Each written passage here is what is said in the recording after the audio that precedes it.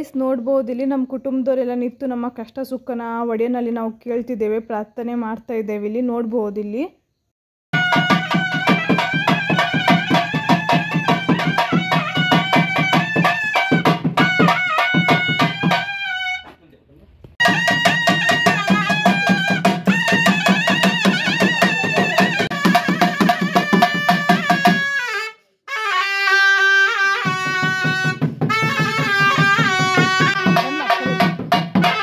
Ashlesha rangoli ಮಾಡಿದ್ನ ಬಟ್ಟರೆ clean ಮಾಡಿ ಹೋಗುವಾಗ ಹೊಳೆಗೆ ಹಾಕಿ ಹೋಗ್ತಾರೆ ಗೈಸ್. ನೋಡ್ಬೋದು ಇಲ್ಲಿ ಪೂಜೆ ಎಲ್ಲ ಮಾಡಿ ಬೀಗ ಹಾಕಿದ್ರು. ಇನ್ನು ನಮ್ಗೆ ಅದು ಮುಟ್ಟೋಂಗಿಲ್ಲ ಗೈಸ್. ಇನ್ನು ಬಟ್ಟರೆ ಬಂದು ನೆಕ್ಸ್ಟ್ ಪೂಜೆ ಮಾಡಿ ಹೂವೆಲ್ಲ ತೆಗಿಬೇಕು. ಇಲ್ಲಿ ಊಟಕ್ಕೆ ಬಂದ್ವಿ ಗೈಸ್, ತುಂಬ ಹಸು ಆಗ್ತಿತ್ತು.